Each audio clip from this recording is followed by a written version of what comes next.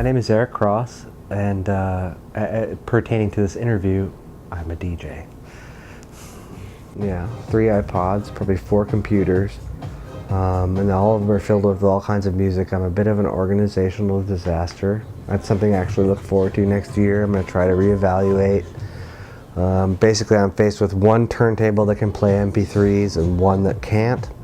I have too much music, you know, I do. I started making these CDs and I'd print up little covers and stuff, and I'd try to beat match them on the computer, and I'd go all around town and I'd pass them out to just strangers. I'd walk up to total strangers and say, here's a CD, you know, if you don't like it, give it to somebody else that you know, that might like it.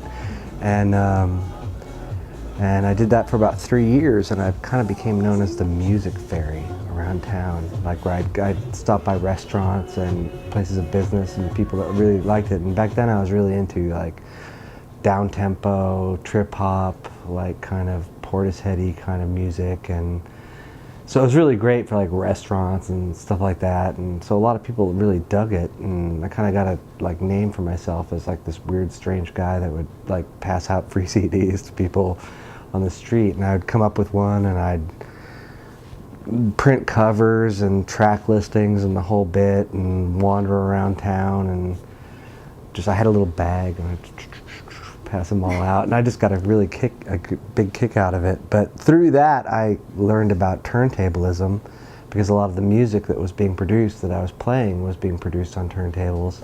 So I finally just dove in and bought myself some turntables and a mixer, and started playing around with it in my house. And eventually the opportunity came up, and I sucked it up and tried it live.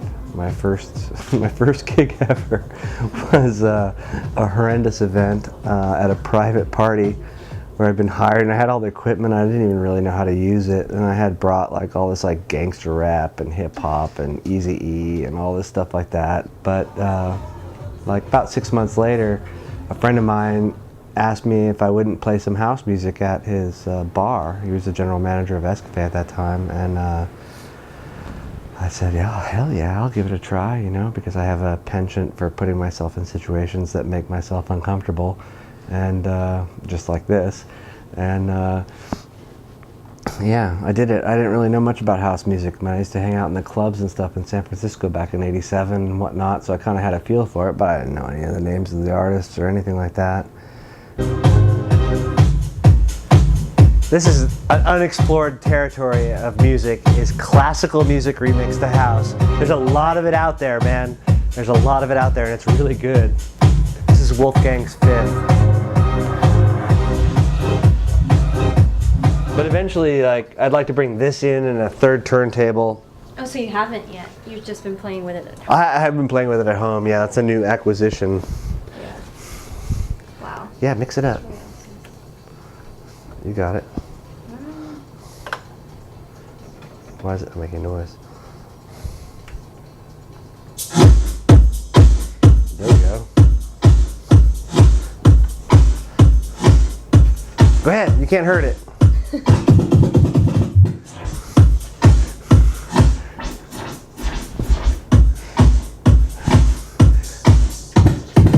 DJ Cloudbrain in the house. You're interviewing me for a music and technology blog, because my technology is so old. Yeah. I mean, it's really. I mean, the only step down for me is vinyl. You know, I mean, that's it. Records, actual records, and a mixer. I've done the rounds of everywhere in Charlottesville that you can possibly play. Yeah, Rapture, X Lounge, 216, Escafe, Atomic Burrito, The Box. Now. I mean, usually the first set is me just trying to get away with whatever I can get away with, because nobody's drunk enough to dance anyway. And then come about midnight, I better make with the Britney Spears or the Lady Gaga, or I'm going to be dead. And then about 1 o'clock, everybody's too drunk to realize that they might not be listening to Britney Spears, so I'll like try to squeak in some things. Yeah, see? And then this.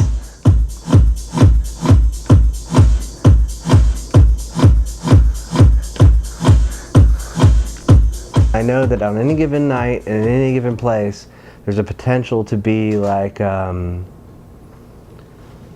it could be a great night, You know, I mean, we've had Wednesdays in the middle at Escafe. I mean, what Escafe, right?